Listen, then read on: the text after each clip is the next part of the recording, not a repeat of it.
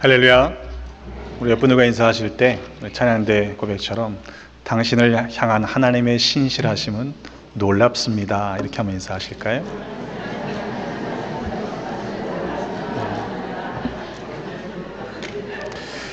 지난 한 해를 돌아다 보면 정말 하나님께서 행하신 놀라운 일들을 찬양하지 않을 수 없습니다.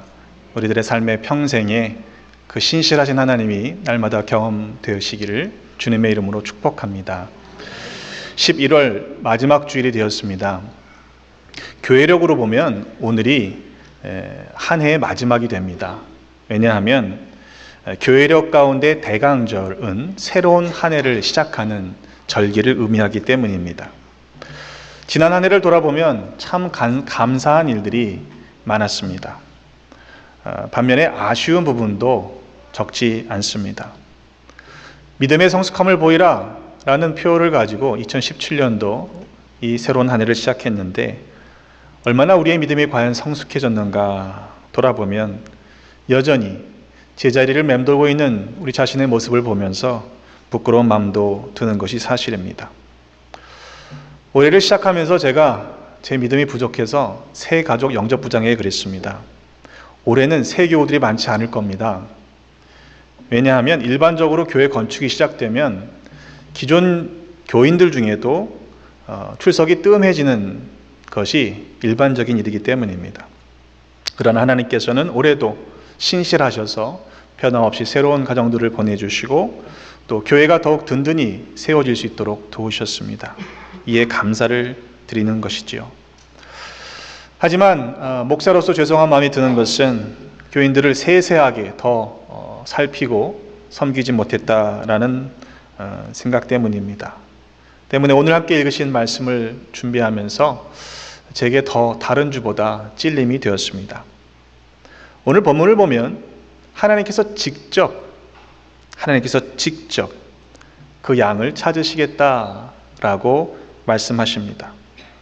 새 번역 성경으로 34장 12절로 16절의 말씀을 다시 읽어봅니다. 양떼가 흩어졌을 때에 목자가 자기의 양들을 찾는 것처럼 나도 내 양떼를 찾겠다. 캄캄하게 구름 낀 날에 흩어진 그 모든 곳에서 내 양떼를 구하여 내겠다. 내가 여러 민족 속에서 내 양떼를 데리고 나오고 그 여러 나라에서 그들을 모아다가 그들의 땅으로 데리고 들어가서 이스라엘의 산과 여러 시냇가와 그 땅의 모든 거주지에서 그들을 먹이겠다. 기름진 초원에서 내가 그들을 먹이고 이스라엘의 높은 산 위에 그들의 목장을 만들어 주겠다. 그들이 거기 좋은 목장에서 누우며 이스라엘의 산 위에서 좋은 풀을 뜯어 먹을 것이다. 내가 직접 내 양떼를 먹이고 내가 직접 내 양떼를 눕게 하겠다. 나 주 하나님의 말이다. 여러분 말씀을 들으실 때 어떤 느낌이 드십니까? 생각만 해도 든든해지시지요? 하나님께서 내 양이라고 말씀하십니다. 하나님께서 직접 목자가 되어주셔서 구해주시겠다 이렇게 말씀하시는 겁니다. 여러 시냇가와 기름진 초원에서 좋은 풀을 먹이시고 높은 산 위에 목장을 만들어 주시겠다는 것입니다. 그것도 직접 말입니다. 아마 시편 23편의 말씀이 떠오를 것 같습니다. 화면에 있는데요. 한번 푸른 초장 쉴 만한 물가를 한번 생각해 보면서 한번 같이 읽어볼까요? 시작. 여호와는 나의 목자시니 내게 부족함이 없으리로다. 그가 나를 푸른 풀밭에 누이시며 쉴 만한 물가로 인도하시는도다. 내 영혼을 소생시키시고 자기 이름을 위하여 의의 길로 인도하시는도다. 내가 사망의 음침한 골짜기로 다닐지라도 해를 두려워하지 않을 것은 주께서 나와 함께 하심이라. 주의 지팡이와 막대기가 나를 안위하시나이다. 아멘. 아멘. 하나님께서 직접 구원해 주시고 직접 먹여 주시겠다는데 문제가 될 게 없죠. 더 이상 뭐가 문제가 되겠습니까? 하지만 그들이 당면한 현실이 실은 그렇지 않다는 것이 문제입니다.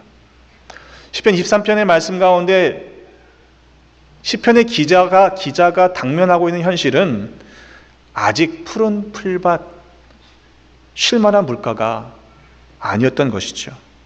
오히려 사망의 음침한 골짜기로 다니었기 때문에 주의 지팡이와 막대기가 없으면 해를 당할 수도 있는 두려운 상황이 그 시편의 기자가 처해 있던 상황입니다. 때문에 그렇게 노래할 수 있는 그것이 더 귀한 것입니다. 오늘 본문의 말씀도 마찬가지입니다. 하나님께서 직접 내 양들을 구해주시고 또 직접 먹여주시고 또 직접 돌보시겠다고 하시는 이유가 무엇입니까? 하나님의 양들이 흩어졌기 때문입니다. 양떼가 좋은 꼴을 먹지 못하고 들 짐승에 밥이 되어버리고 말았습니다. 어쩌다가 그런 지경에 이르게 된 것입니까?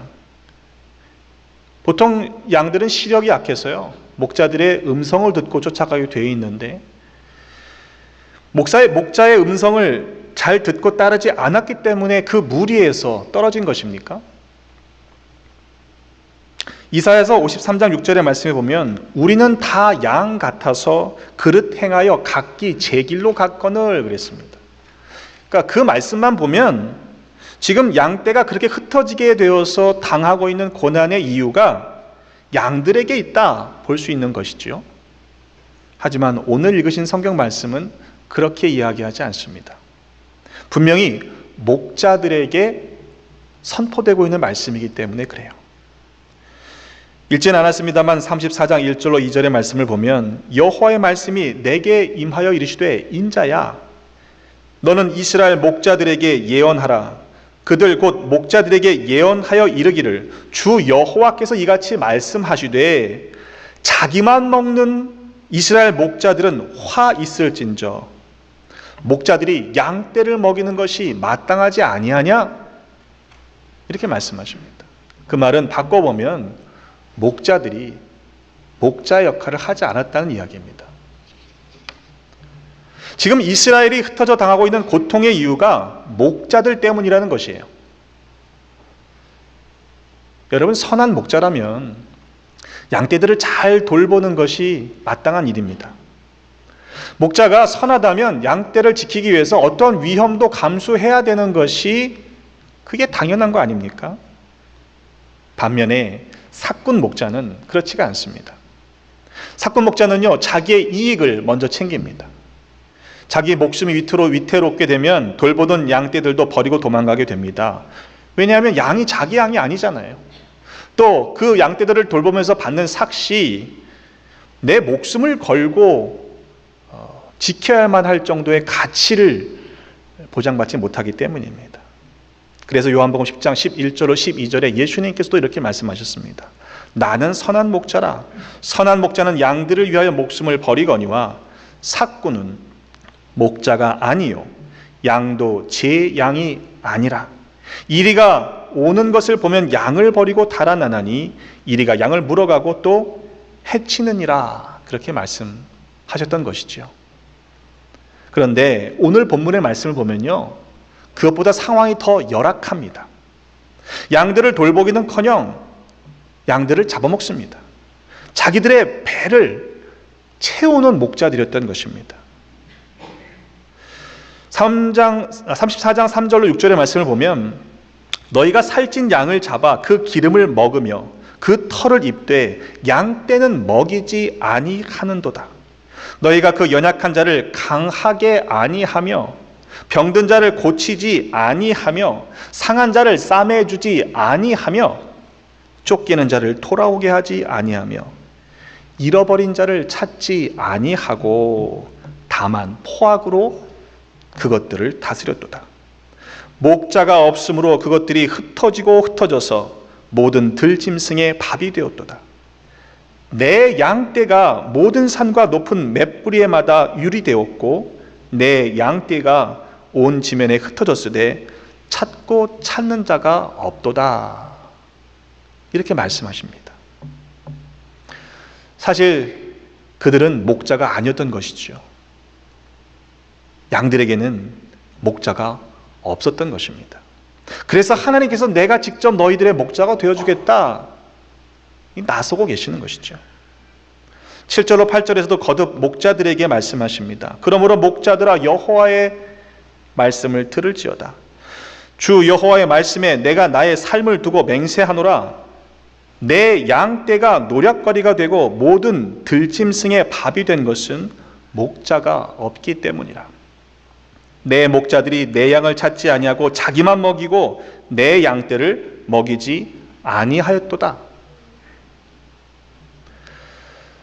오늘 말씀을 읽고 또 설교를 준비하면서 마음이 더 무거워지는 이유는 오늘 말씀 속에 오늘 이 시대의 교회와 목사들의 모습이 겹쳐졌기 때문입니다.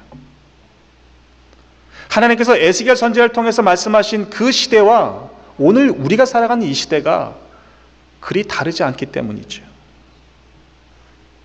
저라고 얼마나 다르겠습니까? 한국 뉴스에 올라오는 교계 신문들을 들어보면 때로는 절망스러운 마음이 들기도 합니다. 어쩌다가 세상이 교회를 걱정하는 시대가 되었습니까?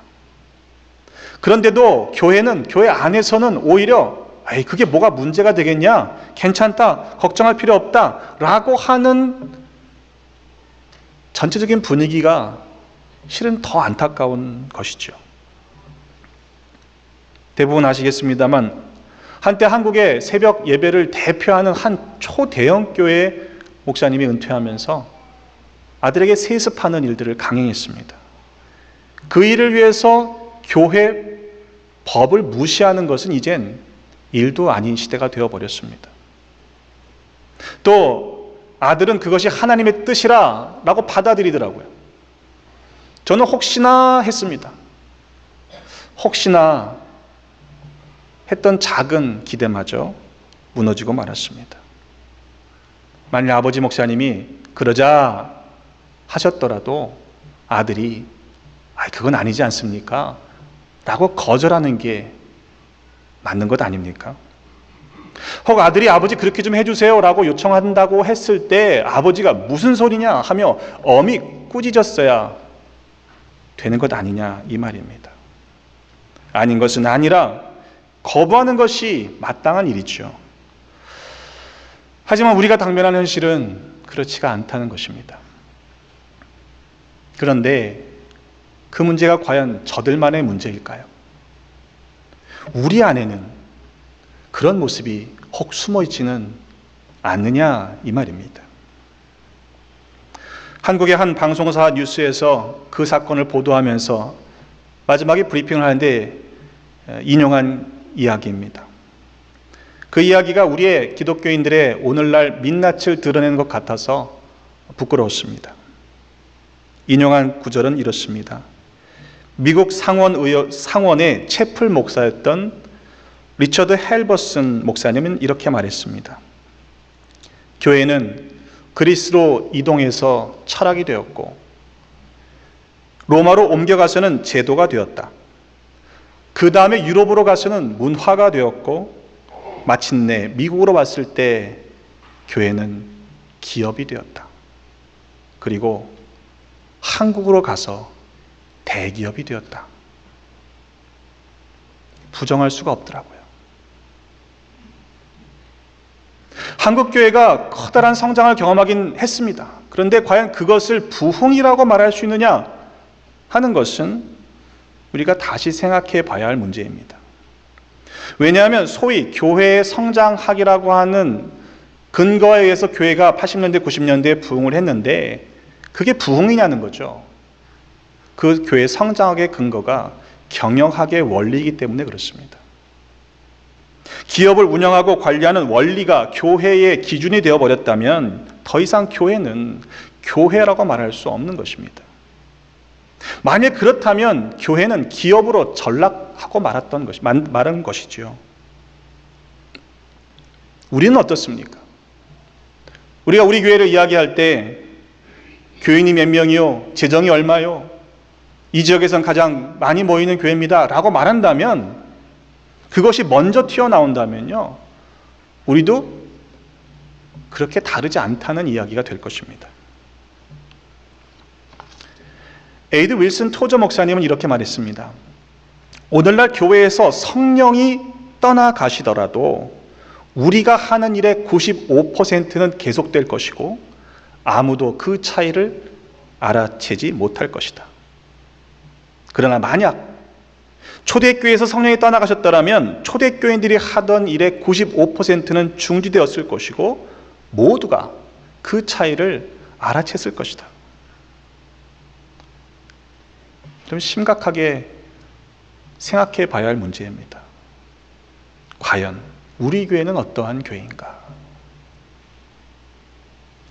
오늘 본문의 말씀은 분명히 목자들을 향해서 주신 말씀입니다. 근데 그렇다면 목사들만 잘하면 되는 것입니까? 오늘 말씀은 그러면 성도 여러분들에게는 해당되지 않는 말씀이냐? 라는 것이지요. 저를 포함해서 1차적인 책임은 목사들에게 있습니다. 그러나 2차적인 책임은 성도들에게도 있습니다. 한 개척교회, 한 교회의 관점에서 본다면 오늘 말씀은 목사와 성도들의 관계로 볼 수가 있어요. 그렇게 해석할 수가 있습니다. 그러나 하나님의 관점으로 본다면 오늘 말씀은 세상의 수많은 잃어버린 영혼들을 돌보지 않는 책임이 이 시대의 교회에 있다라고 질책하시는 하나님의 음성으로 들어야만 하는 것이죠. 그 영혼들을 잃어버린 책임이 오늘 이 시대의 교회에 있다라는 말씀입니다. 왜냐하면 바로 앞장인 33장을 보면 파수꾼에 대한 이야기를 하세요. 그리고 바로 이어지는 본문을 보면 하나님의 심판에 대한 이야기를 하고 계십니다. 33장 2절로 6절의 말씀에 보면 가령 내가 칼을 한 땅에 임하게 한다 하자. 그 땅 백성이 자기들 가운데 한 사람을 세워서 파수꾼을 삼았는데 그 사람이 그 땅에 칼이 임함을 보고 나팔을 불어 백성들에게 경고하되 그 나팔 소리를 듣고도 정신을 차리지 아니하므로 그 임하는 칼에 제거함을 당하면 그 피가 자기의 머리로 돌아갈 것이라.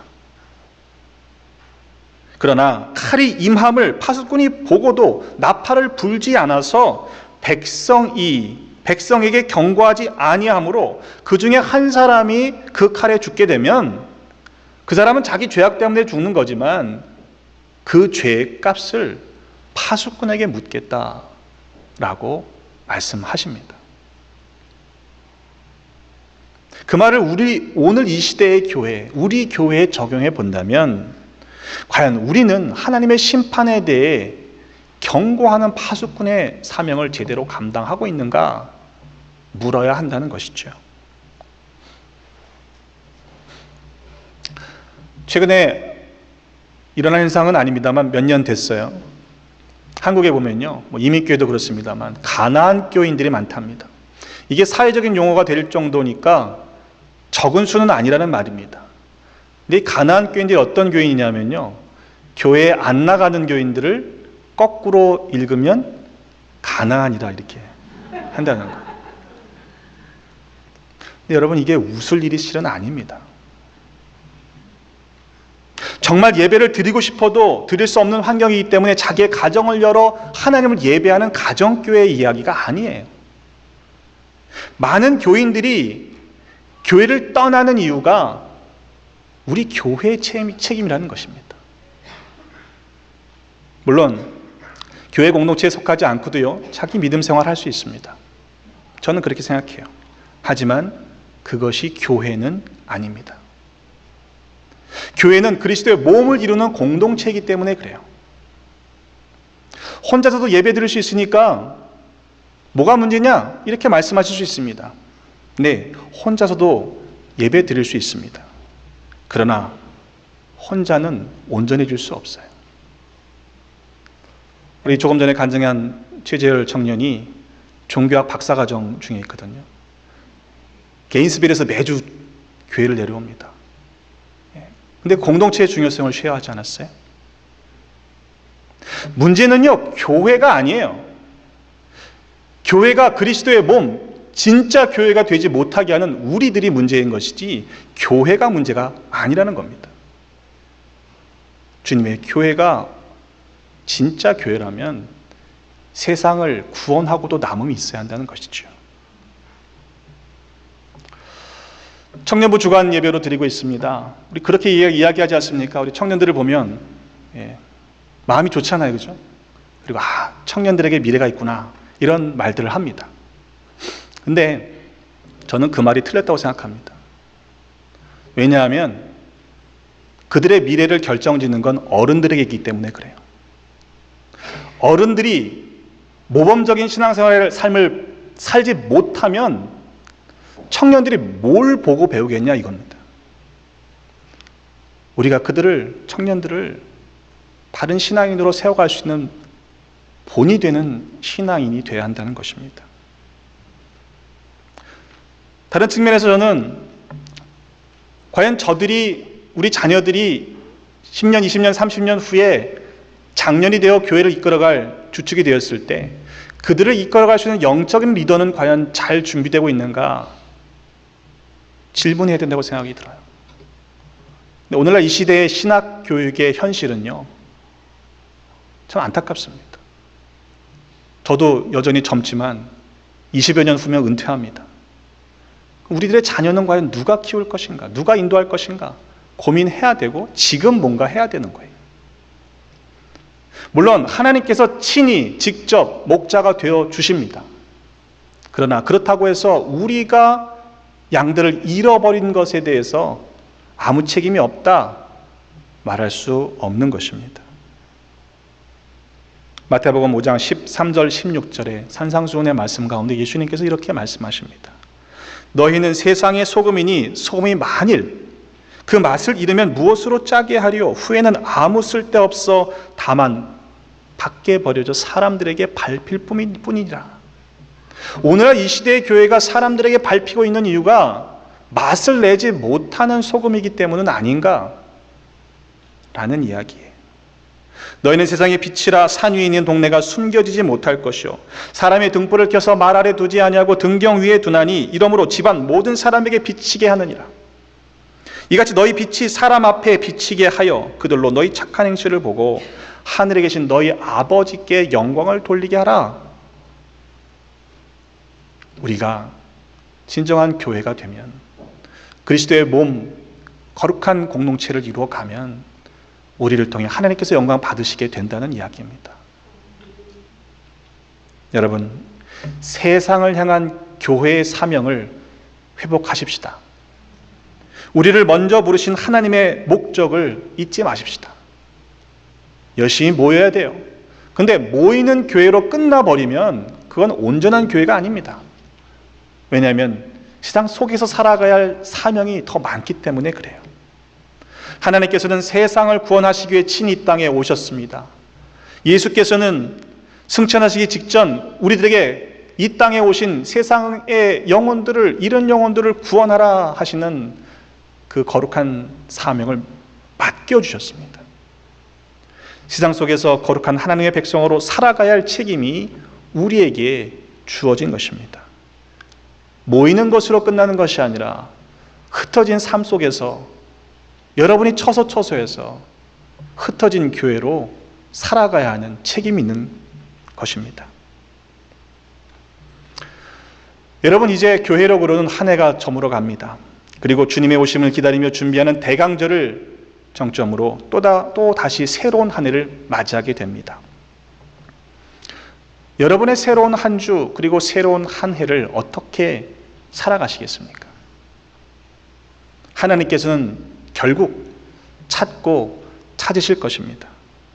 그러나 그렇다고 해서 하나님께서 하실 일이니까 우리는 아무것도 할 일 없네, 우리에게 맡겨주신 양들을 잃어버려도 된다라는 말은 결코 아니겠지요. 오늘 말씀은 목사들에게만 주시는 말씀이 아닙니다. 먼저 부르신 우리 모두에게 주신 말씀으로 받으시기를 주님의 이름으로 부탁을 드립니다. 그리고 잃은 양들을 찾고 찾는 이번 한 주, 그리고 우리의 남은 인생이 되시기를 주님의 이름으로 축복합니다. 찾고 찾으시는 하나님의 마음을 품고 살아갈 때 우리를 통해 하나님께서 영광 받으시는 아름다운 일들이 더 풍성하게 될 줄로 믿습니다. 기도하겠습니다. 하나님, 우리의 참 목자 되어주시니 감사드립니다. 날마다 좋은 꼴로 먹이시고 푸른 초장 쉴 만한 물가로 누이시고 인도하시니 감사드립니다. 그러나 우리의 삶을 돌아보면 목자이신 주님을 떠나 홀로 방황하며 살 때가 있음을 고백하며 회개합니다. 우리에게 맡기신 양들을 온전히 돌보지 못했던 불충을 깨닫고 회개하오니 용서하여 주옵소서. 찾고 찾으시는 하나님의 마음으로 잃은 영혼들을 찾고 찾는 우리 모두가 되게 하여 주옵소서. 선한 목자 되신 예수 그리스도의 이름으로 기도드립니다. 아멘.